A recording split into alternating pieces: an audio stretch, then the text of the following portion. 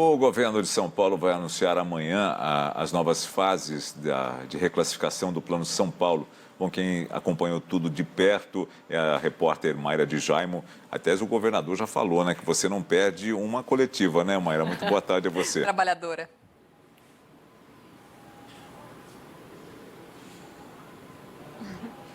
Boa tarde, Nelson, Joana, boa tarde a todos. Verdade, estou sempre aqui e agora as coletivas vão até aumentar, vão ser 3 vezes por semana.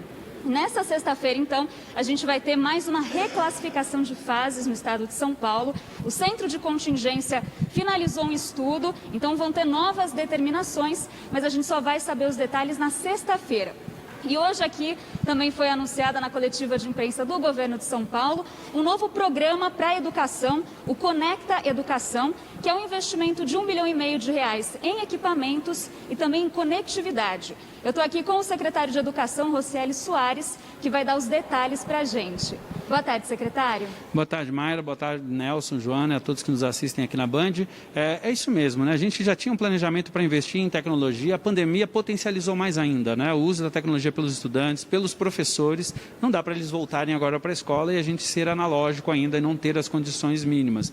Então, é o maior investimento feito, onde a gente está comprando notebooks para uso dos alunos, que vem naqueles carrinhos. Então, cada sala de aula pode se tornar um laboratório, pode se tornar para uso da prática, né, pedagógica com o uso da tecnologia. Estamos comprando chips de telefone para os 500 mil alunos mais vulneráveis e os 250 mil colaboradores da Secretaria, tanto para uso pedagógico, para busca ativa, para estar apoiando as famílias. Estamos colocando o kit do Centro de Mídias em todas as salas de aula. 100% das salas de aula do Estado de São Paulo vão ter o kit, que é uma televisão, uma webcam com um notebook ligado, para poder ser utilizado pelo professor na sala de aula, sem falar no kit de Wi-Fi e outros tantos investimentos, como a robótica, que a gente também está incrementando.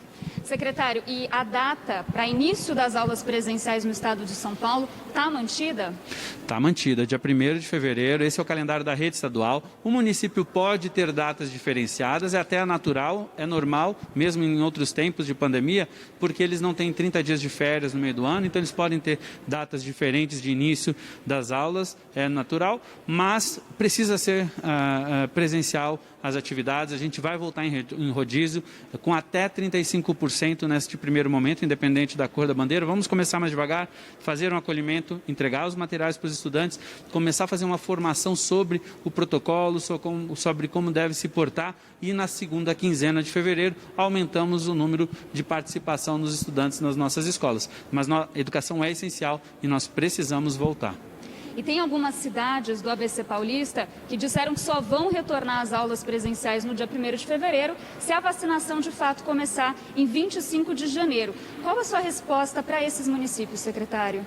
Bom, primeiro que quando a gente mudou o Plano São Paulo em dezembro, a gente tornou essencial a educação, né? Ou seja, ela tem que ser a última coisa a ser fechada. Os estudos do Centro Europeu de Combate a Doenças, por exemplo, de controle de doenças da Europa, ele fala o seguinte: a coisa menos eficaz para combater o Covid é o fechamento das escolas, tanto que todos os países lá estão com a educação em funcionamento. A coisa que mais tem transmitido são bares, aglomerações, festas.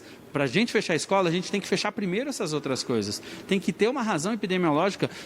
Qual é a justificativa para eu autorizar primeiro a escola particular e não autorizar a escola pública? Nós da rede estadual estamos prontos. Se a rede estadual estiver pronta, tem que autorizar a volta. Se a rede pública municipal estiver pronta, precisa voltar. Ou a rede privada, que precisa voltar se ela estiver pronta. Sempre com cuidado, com controle. Educação é essencial, a gente precisa sim começar a ter atividades presenciais. E pode haver alguma manifestação judicial em relação a essas cidades que não vão abrir?